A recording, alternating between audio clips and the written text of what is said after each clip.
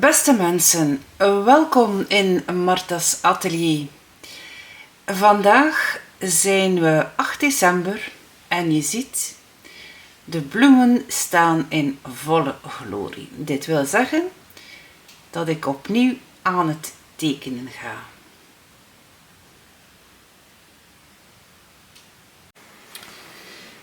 Ik begin zoals in de vorige 3 video's over het tekenen van een hyacint met potlood. En ja, het vergt wel wat concentratie omdat er heel veel kleine bloempjes aan dat ene stengeltje hangen.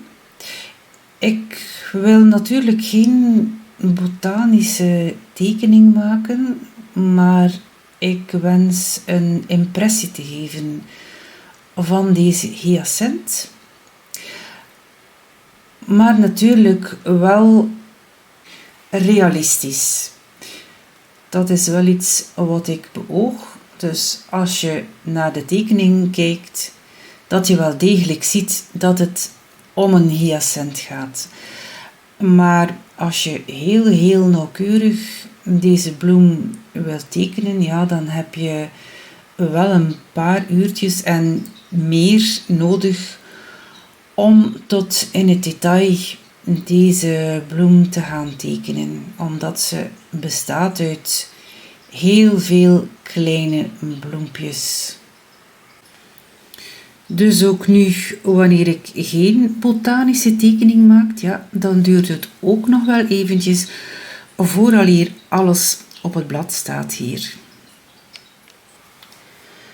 Na de potloodtekening breng ik inkt op. En dit is met waterbestendige inkt. Dus wanneer ik daar overheen ga met waterverf, dan blijft die inkt gewoon zitten waar ze zit. Want als je wateroplosbare inkt gebruikt, dan vermengt die zich met de waterverf natuurlijk. En aangezien ik mijn inkttekening wil behouden, gebruik ik waterbestendige inkt. Het geeft mij ook de kans om hier en daar nog wat verbeteringen aan te brengen, wat ik zie. Want als je een tweede maal naar iets kijkt, dan zie je inderdaad heel wat meer. Dat is gewoon zo. Daarom is het ook altijd goed wanneer je een schilderij maakt, van toch een bepaalde voorstudie te maken vooraleer je begint met schilderen. Dus hier ga ik nu overal overheen met inkt.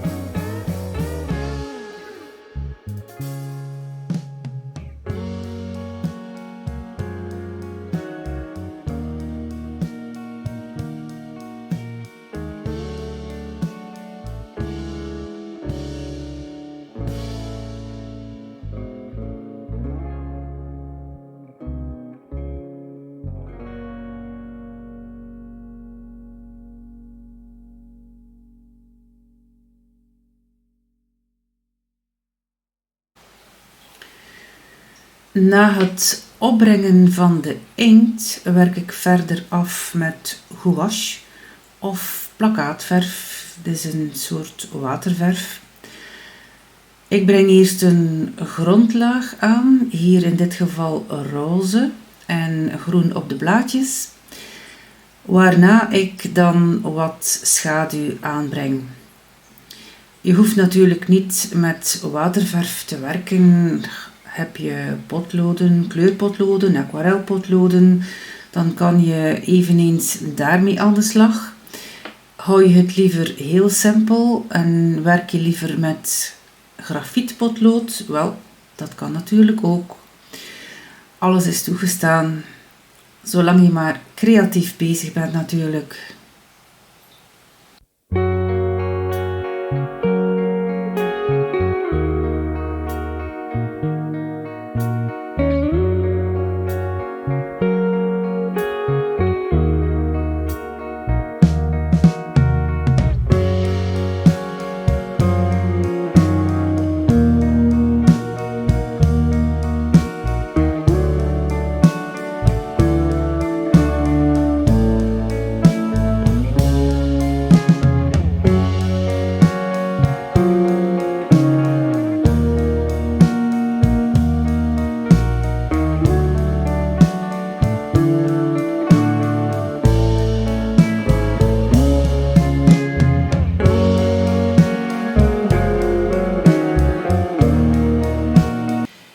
Ik wacht eventjes tot de verf droog is en dan ga ik daar opnieuw overheen met inkt om het geheel wat verder af te werken. Ziezo, dit was het dan, het documenteren van de groei van een hyacint. Ik begon op 21 november. Dan was mijn tweede tekening op 1 december. Op 4 december mijn derde tekening en vandaag 8 december was het mijn laatste tekening wanneer de hyacinten volledig tot bloei kwamen. Ik hoop dat jullie het interessant vonden en tot nog eens. Dag!